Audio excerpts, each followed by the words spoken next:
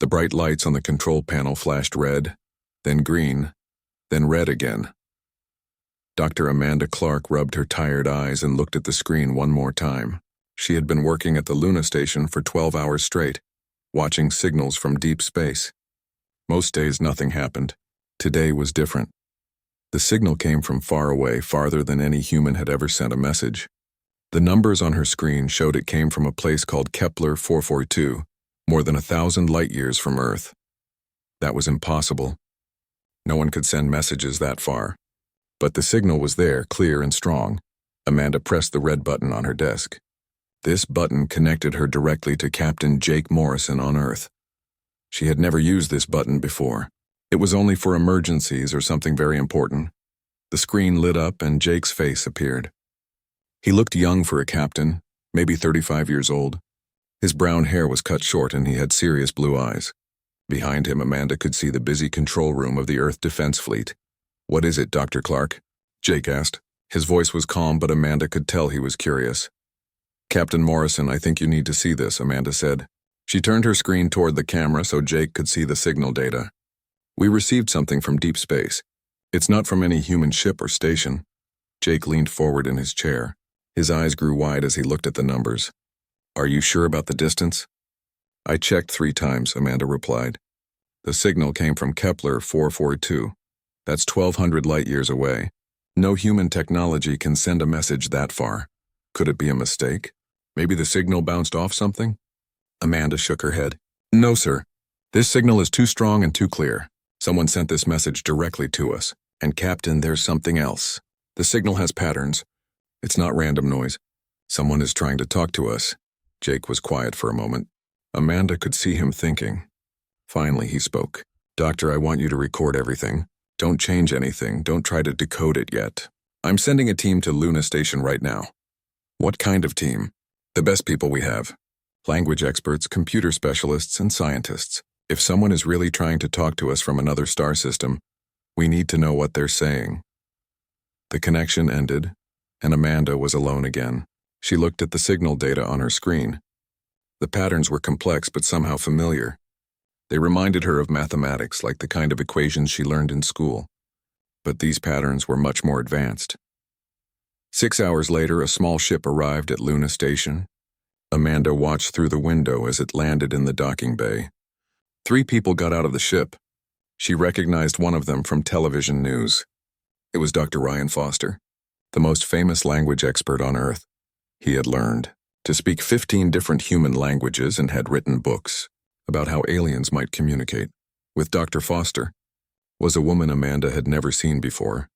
She was tall and had long black hair. She carried a large computer case and moved with confidence.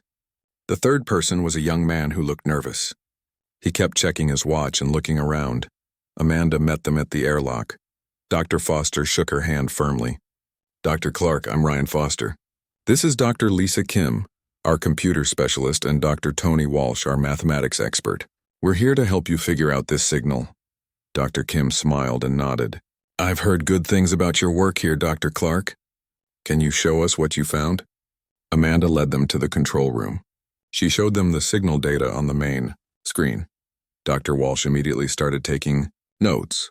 Dr. Kim connected her computer to the station's systems and began copying all the data. Dr. Foster stood quietly, just looking at the patterns.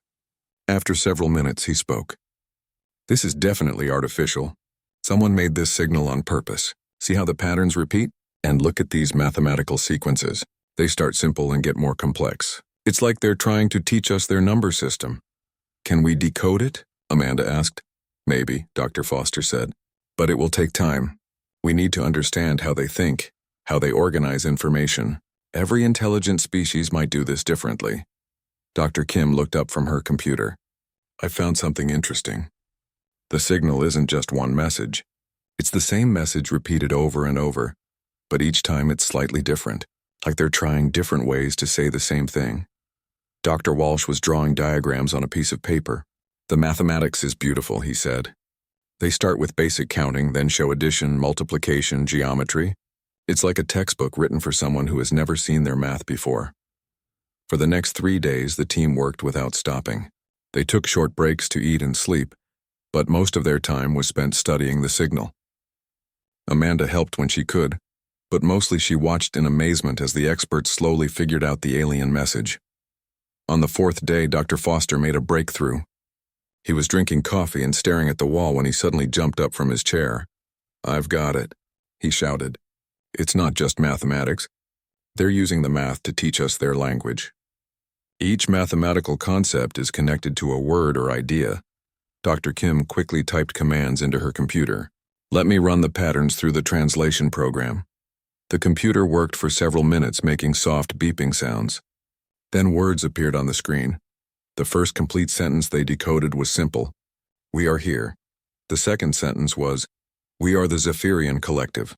Dr. Walsh read the third sentence out loud. "We seek others like us who have transcended their primitive origins." Amanda felt a chill run down her spine. Primitive origins? What do they mean by that? Dr. Foster continued reading as more text appeared. "If you receive this, you have achieved interstellar communication.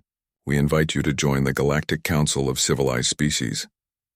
The room was silent for a long moment. Dr. Kim was the first to speak.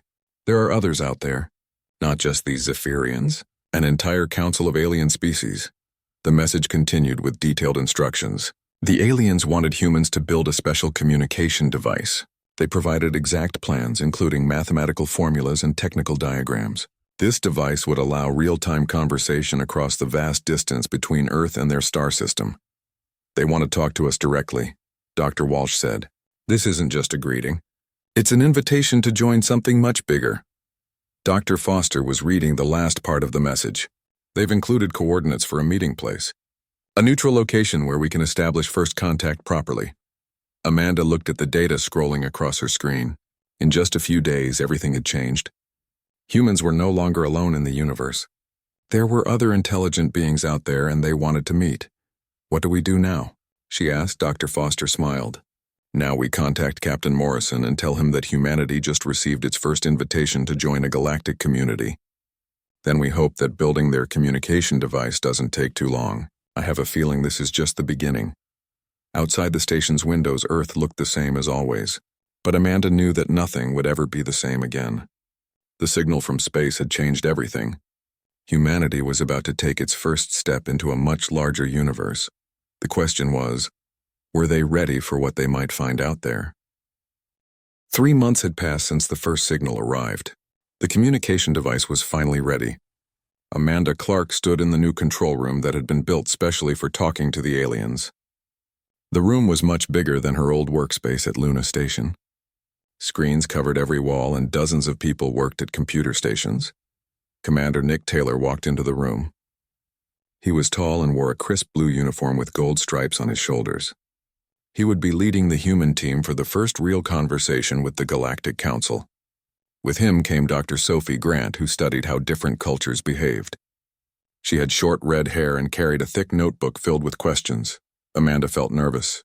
For 3 months, Earth's best engineers had worked day and night to build the alien communication device. It looked strange, like a crystal sculpture mixed with computer parts. The aliens had given them exact instructions, but no one knew if humans had built it correctly. "Are we ready to begin?" Commander Taylor asked. Amanda nodded and pressed the activation button. The crystal device began to glow with soft blue light. The main screen flickered, then showed static, then suddenly became clear. The first thing they saw was beautiful. It looked like a living crystal that changed colors as it moved.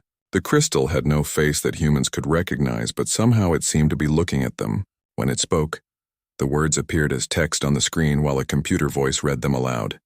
"Greetings, beings of Earth. I am Crystal Song of Peace, speaker for the Zephyrian Collective. We are pleased that you have built the communication device successfully." Commander Taylor stepped forward. "This is Commander Nick Taylor representing humanity. We're honored to meet you." "The honor is ours, Commander Taylor. We have waited long to speak with your species. You are the 13th race to receive our invitation. 12 others now sit with us on the Galactic Council of Civilized Species." Dr. Grant leaned toward her microphone. "Can you tell us about these other species?" "We would like to understand our potential neighbors." The crystal being seemed to pulse with happy colors. "Of course, knowledge should be shared freely among civilized beings. Allow me to introduce some of our council members. The screen changed to show a new alien. This one lived in water and looked like a dolphin, but with long arms that ended in delicate hands. This is gentle current flows of the Nereidan people. The Nereidans live in vast oceans on their homeworld. The dolphin-like beings spoke in musical tones. Welcome, land dwellers of Earth. We are excited to learn about your culture. Do your people also sing to communicate emotions? Before the humans could answer, the screen changed again. This time they saw something that looked like glowing smoke in the shape of a person. This is Whisper of Starlight from the Valak communion. The Valaks exist as pure energy. The energy being's voice sounded like wind through leaves. Physical form is temporary, Earth children. We hope to teach you about existence beyond flesh and bone. Over the next hour, they met representatives from all 12 species.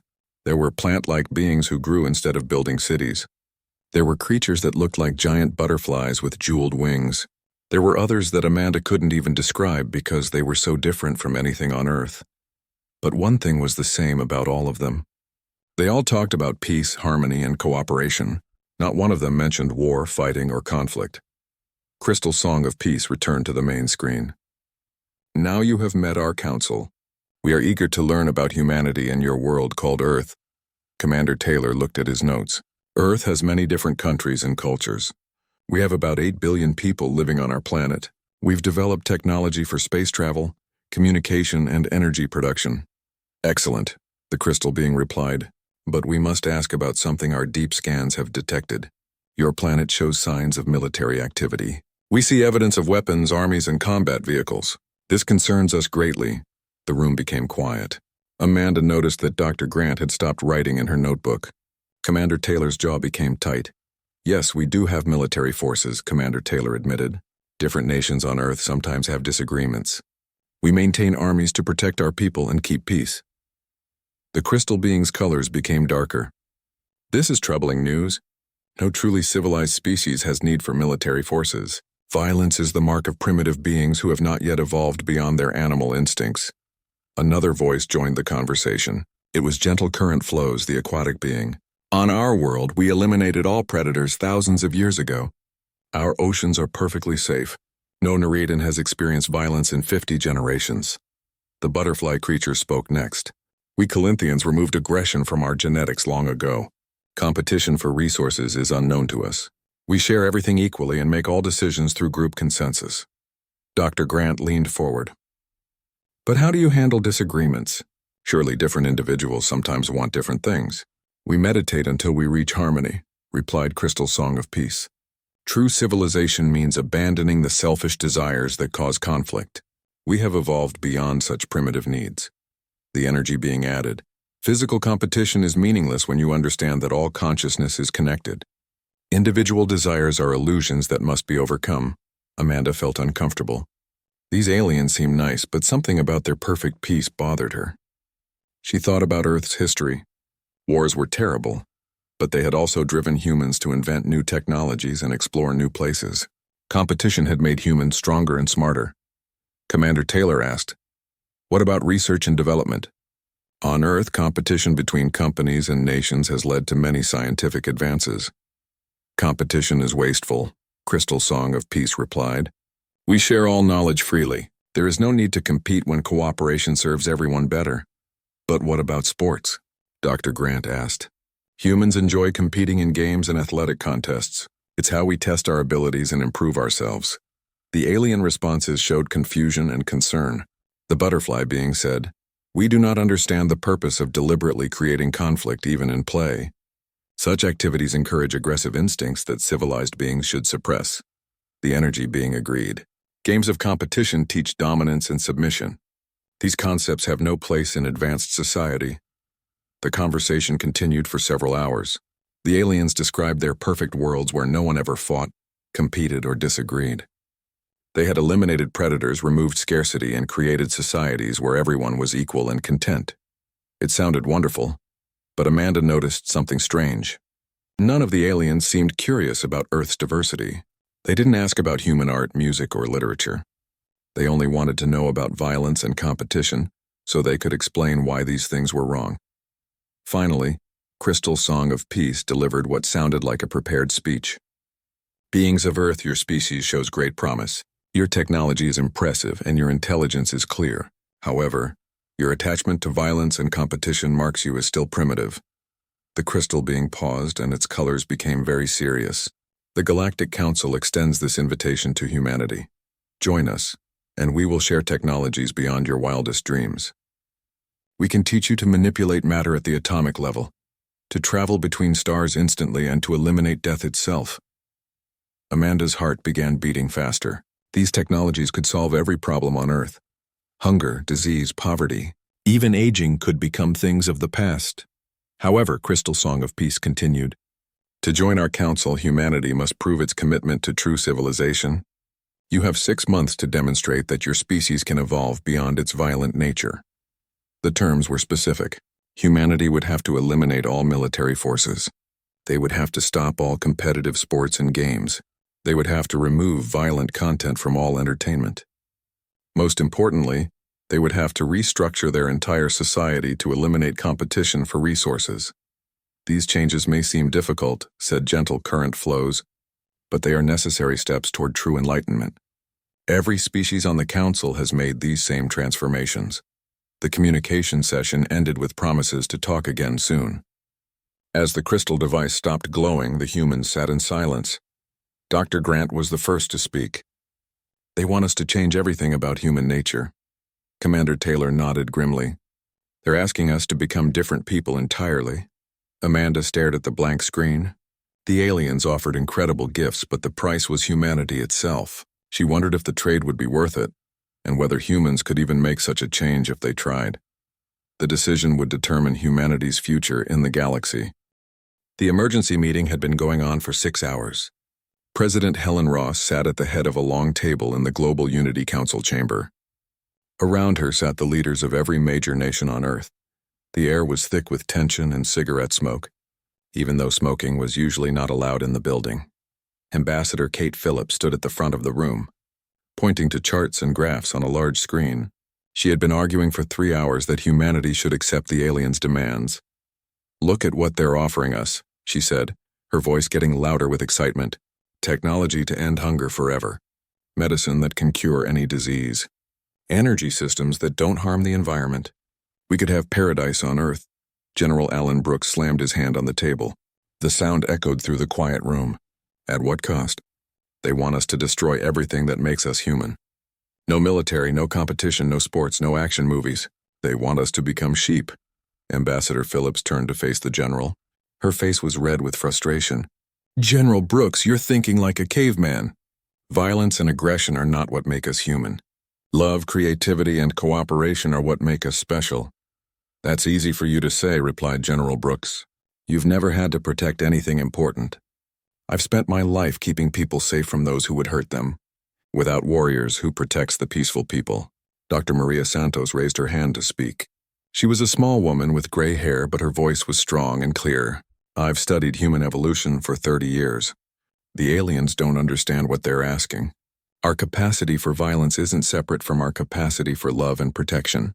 They come from the same place in our brains. President Ross looked tired. She had been listening to arguments like this all day. Dr. Santos, can you explain that in simpler terms? Of course, Madam President. Humans evolved on a dangerous planet. We had to compete for food, fight off predators, and protect our families from threats. These pressures made us smart, adaptable, and strong. Take away our competitive nature, and you might destroy our creativity and problem-solving abilities too. A new voice joined the conversation. Dr. Robert Kim was the head of the Global Sports Federation. I keep thinking about what they said about sports. They can't understand why we compete in games. But sports teach us so much. They teach us to work hard, to never give up, to work together as a team. Are we supposed to give up the Olympics because aliens don't like competition? Ambassador Phillips shook her head. Dr. Kim, we're talking about joining a galactic civilization.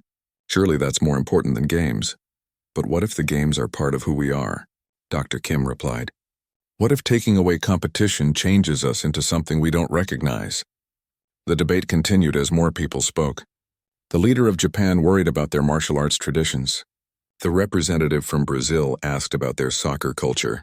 The delegate from America questioned what would happen to their free market economy. Meanwhile, in a different building across the city, Another meeting was taking place. This one was much smaller and much more secret. General Brooks sat with 4 other military leaders from different countries. They met in a room with no windows and thick walls that blocked electronic signals. Colonel Frank Davis from the European Defense Force leaned forward. "Alan, what do you really think will happen if we agree to the aliens' demands?" General Brooks was quiet for a moment. "I think we'll be helpless. Look at what they're asking. Destroy all weapons, eliminate all military forces, remove competition from society. What happens when the first crisis hits and we have no way to respond?" "What kind of crisis?" asked Admiral Chen Wei from the Asian Naval Command. "Any kind. Natural disasters, resource shortages, conflicts between different groups of people. Throughout human history, we've survived because we could fight when we needed to. Take that away, and we become completely dependent on others for protection." General Martinez from South America nodded. "But what if the aliens are right? What if their way really is better? Maybe we're just too primitive to understand true peace." "Maybe," General Brooks admitted, "but I'd rather be primitive and free than civilized and helpless. Besides, I keep wondering about something. If these aliens are so peaceful and advanced, why haven't they solved their own problems yet?" The other military leaders looked confused. "What do you mean?" asked Colonel Davis. "Think about it. They have 12 species in their council, right? They have incredible technology and perfect societies. So why do they need us? What could primitive humans possibly offer to such advanced beings?" This question made everyone uncomfortable. They had been so focused on what humanity might gain from joining the aliens that no one had asked what the aliens might gain from humanity. Back at the main meeting, the debate had become more heated. Ambassador Phillips was now standing on a chair, trying to make herself heard over the arguing voices. "Please, everyone listen," she shouted. "We're thinking about this all wrong. The aliens aren't asking us to become weak. They're asking us to become better. Every great civilization in history has had to give up barbaric practices to advance." Dr. Santos stood up. "Ambassador, you're comparing this to human history. But humans giving up certain behaviors is different from humans giving up human nature itself. When we stopped slavery, we didn't stop being human. When we created laws against murder, we didn't stop being human. But what the aliens want goes much deeper." President Ross raised her hand for silence. "Dr. Santos, what exactly are you saying?" "I'm saying that competitiveness, the ability to fight when necessary, and even controlled aggression are built into our DNA. They helped us survive and thrive on Earth. Remove them, and we might not be recognizably human anymore. We might become something else entirely." A young scientist named Dr. Jenny Walsh had been quiet during most of the meeting. Now she stood up nervously. "Excuse me, but I've been analyzing the alien communication patterns. I found something strange." Everyone turned to look at her. She was clearly frightened to be speaking to such important people, but she continued anyway. "The aliens keep talking about how they evolved beyond violence and competition, but their language patterns suggest something different. When they describe their past, they use words that indicate they didn't evolve naturally. It sounds more like they were changed artificially." The room became very quiet. President Ross leaned forward. "What do you mean by artificially?" "I mean someone or something else changed them. The way they describe their transformation doesn't match natural evolution. It's more like they were programmed or conditioned to behave this way. This new information changed everything. If the aliens hadn't chosen to become peaceful but had been forced to change, what did that mean for their offer to humanity?" General Brooks spoke first. "If someone else changed them, who was it? And why would they want to create a galaxy full of helpless, peaceful species?" No one had an answer to that question, but it made everyone much more nervous about the aliens' offer. As the meeting continued into the night, 2 clear sides emerged. One group, led by Ambassador Phillips, believed that joining the galactic community was worth any sacrifice. They argued that humanity had a responsibility to evolve beyond violence, and that the aliens' technology could solve Earth's biggest problems. The other group, led by General Brooks and Dr. Santos, worried that accepting the aliens' demands would destroy humanity's essential nature. They feared that giving up the ability to fight and compete would leave humans vulnerable to unknown threats. President Ross listened to both sides, knowing that the decision she made would determine humanity's future. The 6-month deadline was getting closer every day. Soon, she would have to choose between the promise of galactic paradise and the preservation of human nature. Outside the council building, ordinary people went about their daily lives. unaware that their entire species' future was being debated. Children played competitive games in schoolyards. Athletes trained for upcoming competitions. Soldiers protected borders and kept peace. All of these activities might soon be illegal if humanity chose to join the galactic community. The question was whether the trade would be worth it, and whether humans could even survive such a fundamental change to their nature. The debate would continue, but time was running out. Lieutenant Colonel Danny Park was drinking his morning coffee when the alarms started screaming. He nearly dropped his cup as he ran to the main control station at the Asteroid Belt Early Warning Station. The screens were flashing red, showing energy readings unlike anything he had ever seen.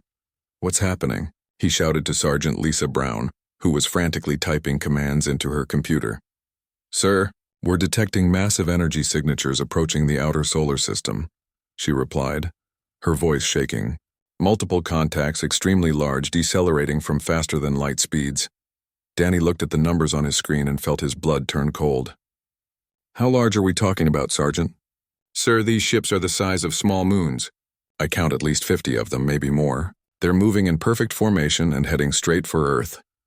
Danny grabbed the emergency communication device and opened a channel to Earth Defense Fleet Headquarters.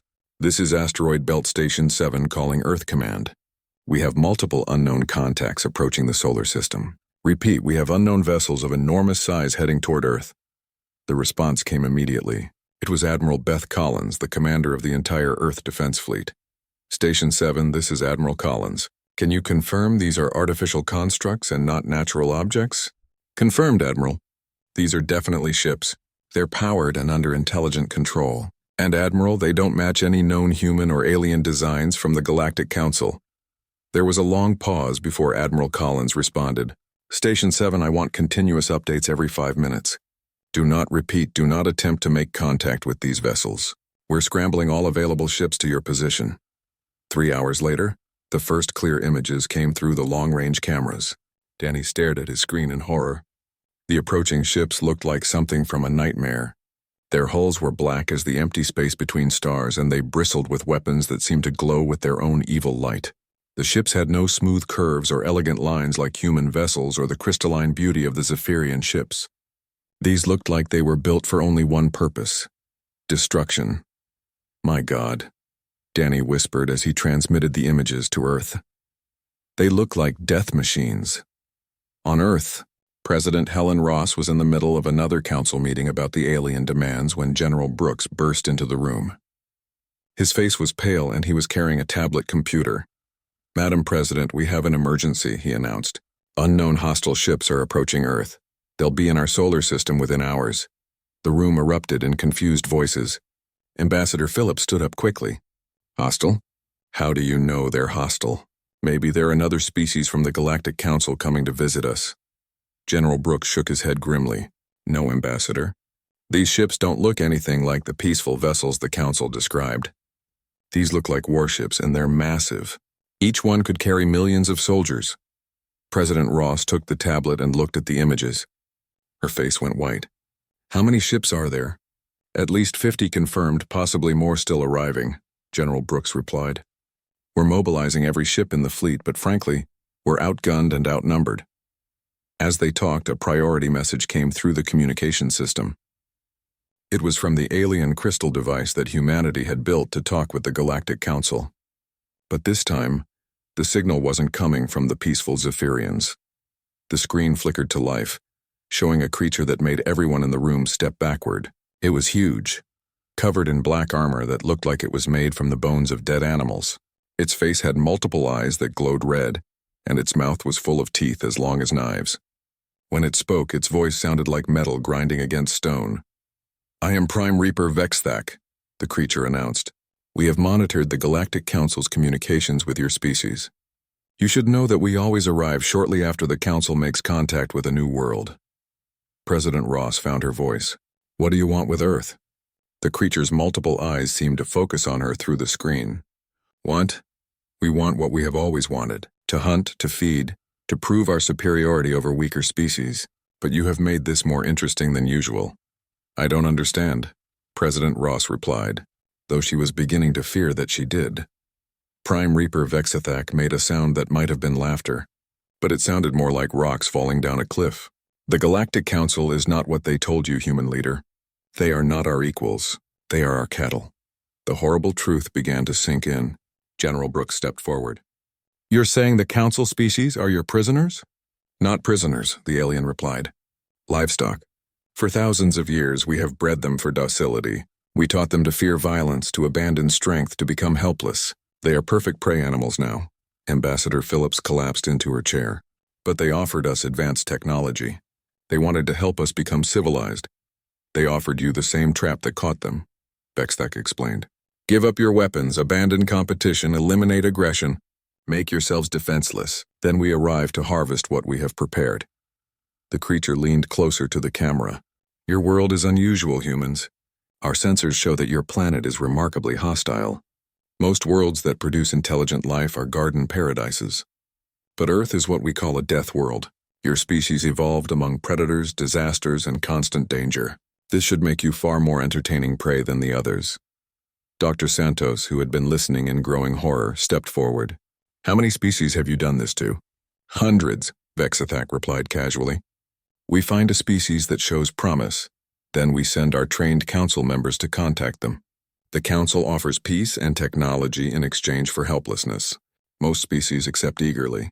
Within a few generations, they forget how to fight entirely. Then we come to collect our harvest. General Brooks felt sick to his stomach. And the Galactic Council knows what you're doing? The current council members were born long after their species surrendered their strength. They truly believe in their peaceful philosophy. They are not lying to you, humans. They genuinely think they are offering you a better way of life. They do not remember that their ancestors once fought and competed and struggled to survive. President Ross looked around the room at her advisors. She could see the fear and anger in their faces. So our choice is to become your cattle or to fight you. Oh, you will fight, Vexthak said with certainty.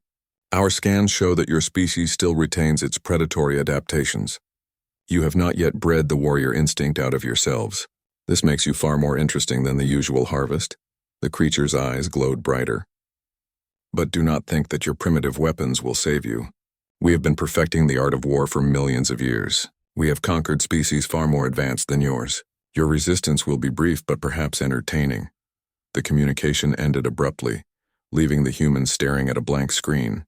For several moments, no one spoke. Then President Ross straightened her shoulders and looked at General Brooks. General, how long until their ships reach Earth? Based on their current speed, about 18 hours, Madam President. Then we have 18 hours to prepare for the fight of our lives, she replied. Contact every military base on Earth. Tell them to prepare for invasion. And General, send a message to every human in space. We're going to need everyone. As alarms began sounding across Earth, humanity prepared for its first real test. The peaceful aliens had offered them paradise in exchange for their strength. The hostile aliens were coming to take everything, whether humans were strong or weak. The decision had been made for them. There would be no surrender, no peaceful joining of a galactic community. There would only be the fight to survive. And despite their terror, many humans felt something they hadn't expected. Relief. They finally knew who they really were and what they had to do. They were going to war. The first Reaper ships entered Earth's solar system like black shadows against the stars. Captain Joe Martinez watched them approach from the bridge of the Earth Defense Ship Guardian. His small fleet of 30 human warships looked tiny compared to the massive alien vessels. But Joe felt no fear. He felt angry. All ships, this is Captain Martinez, he spoke into his radio. Remember, we're not trying to win a fair fight. We're trying to hurt them as badly as possible before they reach Earth. Use every dirty trick you know. The human ships spread out in a wide formation. They hid behind asteroids, powered down their engines to look like space debris, and waited. When the lead Reaper ship came within range, all 30 human vessels opened fire at once. The concentrated attack caught the Reapers by surprise. Explosions bloomed across the hull of their lead ship, and for a moment Joe thought they might actually damage it. But the alien vessel's shields absorbed most of the energy, and return fire began almost immediately. All ships scatter, Joe ordered. Use evasive pattern 7. The human ships broke formation and began darting between asteroids like small fish avoiding a shark. The Reaper weapons were powerful but slow to track fast-moving targets. For 20 minutes, the humans played a deadly game of hide-and-seek among the rocks of the asteroid belt. But the Reapers learned quickly. They began firing explosive rounds that destroyed entire asteroids, eliminating the humans' hiding places. One by one, the Earth ships were picked off by the superior alien firepower. "Guardian to all ships," Joe called out as explosions lit up the space around him. "Fall back to Earth. We've done what we can here." Only 12 human ships survived to retreat toward Earth. But they had accomplished something important. They had shown the Reapers that humans would not surrender easily. On Earth's surface, the preparations were frantic but organized. Every nation had put aside their differences to face the alien threat. In the city of Denver, Sergeant Amy Rodriguez was setting up defensive positions in the mountains around the city. "Remember," she told her soldiers, "these aliens are used to hunting species that gave up fighting long ago. They don't know how to deal with guerrilla warfare. When they land, we make them pay for every inch of ground." The first Reaper landing ships touched down in major cities around the world. They were massive, carrying thousands of alien soldiers each. The Reaper troops that emerged looked just as frightening as their leader. They were tall, armored, and armed with weapons that could cut through steel like paper. But something unexpected happened. As the Reapers began their assault on human cities, Earth itself seemed to turn against them. In the forests of Canada, a pack of wolves surrounded a group of Reaper soldiers who had become separated from their main force. The wolves had never seen aliens before, but somehow they recognized these creatures as a threat to their territory. The pack attacked with coordination that surprised even the advanced Reapers. In the mountains of Colorado, bears that should have been hibernating emerged from their caves. They seemed drawn to the sound of alien weapons and began attacking Reaper outposts with a fury that defied explanation. In the oceans, great white sharks and killer whales worked together in ways that marine biologists had never seen before. They attacked Reaper submarines, ramming the hulls with such force that several alien vessels were actually damaged. Dr. Kevin Wright, a marine biologist who had been recruited to help the military, watched these events from an underwater observation post. "This is impossible," he told his assistant over the radio. "Sharks and whales are natural enemies. They don't cooperate like this." His assistant, Dr. Sarah Kim, was monitoring reports from around the world. "It's not just marine life, Kevin. We're getting reports of similar behavior from every ecosystem on Earth. Predators that normally compete with each other are working together against the aliens." Dr. Wright thought about this for a moment. Maybe it's not impossible. Maybe every species on Earth recognizes these aliens as an existential threat. The Reapers aren't just invading human territory. They're invading Earth's entire ecosystem. Meanwhile, in the Amazon rainforest, something even more remarkable was happening. Brazilian soldiers led by Colonel Carlos Santos were fighting a running battle against Reaper ground forces. The aliens had superior weapons and armor, but the humans had something the Reapers didn't expect: allies. Jaguars began appearing alongside the human soldiers, attacking alien troops with perfectly timed strikes. Poisonous frogs and snakes seemed to target only the invaders, leaving the humans untouched. Even the plants appeared to be helping, with vines growing rapidly to trip alien soldiers and thorns that punctured Reaper equipment. "Colonel Santos to command," Carlos reported over his radio. "The jungle is fighting with us." "I know how that sounds, but it's true. Every living thing down here wants these aliens dead." Similar reports came in from Australia, where the local wildlife proved so hostile to the Reaper landing forces that the aliens simply abandoned several drop zones. The combination of venomous snakes, aggressive crocodiles, and angry kangaroos created a nightmare that even the battle-hardened Reapers couldn't handle. In space, the surviving human fleet regrouped near Jupiter. Captain Martinez was preparing for a final desperate battle when something impossible happened. His communication officer, Lieutenant Susan Clark, picked up a transmission that changed everything. "Captain, I'm receiving a signal from the outer system, but it's not from the Reapers. The encryption matches Galactic Council patterns, but the message is completely different." The main screen flickered to life, showing a Zephyrian crystal being. But this one looked different from the peaceful council members they had met before. Its colors were darker, more intense, and it moved with purpose rather than the flowing grace of Crystal Song of Peace. "Humans of Earth, this is Free Captain Zixtal of the Zephyrian Resistance. We have been hiding in the dead zones between stars for 300 years, waiting for someone like you to appear." Captain Martinez couldn't believe what he was hearing. "Resistance? I thought all Zephyrians were part of the Peaceful Council." The Council represents only those who accepted the Reaper conditioning, Zixtal explained. Some of us escaped before our warrior traditions were completely erased. We have been building ships, gathering weapons, and preparing for the day when we could strike back against our oppressors. The crystal being's form pulsed with excited energy. Your species' refusal to abandon their strength has given us hope for the first time in centuries. We are not the only ones. Hidden populations from all 12 Council species have been waiting in exile, preserving the knowledge and fighting spirit our people once possessed. As if summoned by Zixtal's words, more ships appeared on the human sensors.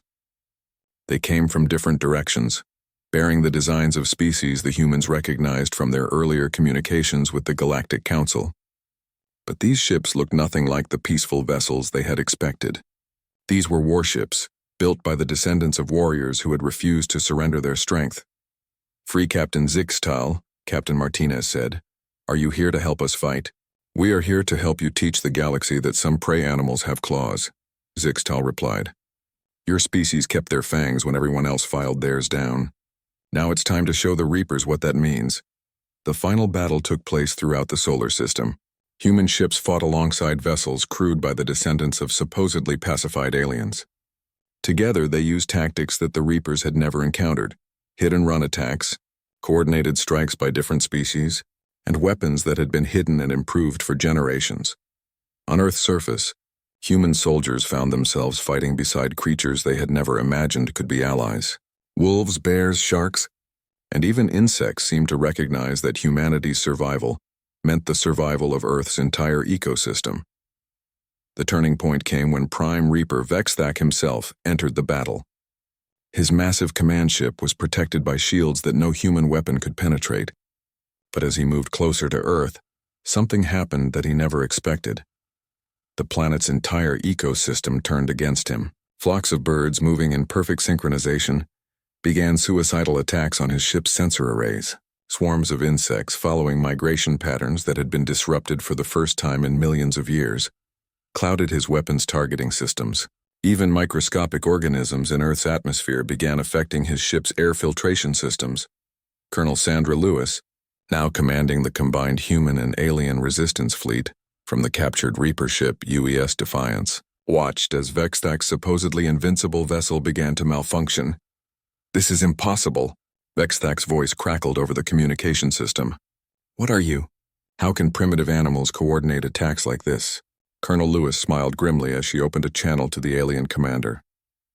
"We're from Earth, Vexthak, and on Earth we don't go gentle into that good night." The final attack came from every direction at once. Human and alien resistance ships struck from space while Earth's awakened ecosystem attacked from below. Vexthak's shields, designed to stop energy weapons and missiles, had no defense against the coordinated fury of an entire planet's worth of life forms. When the Prime Reaper's ship finally exploded, it lit up the sky like a second sun.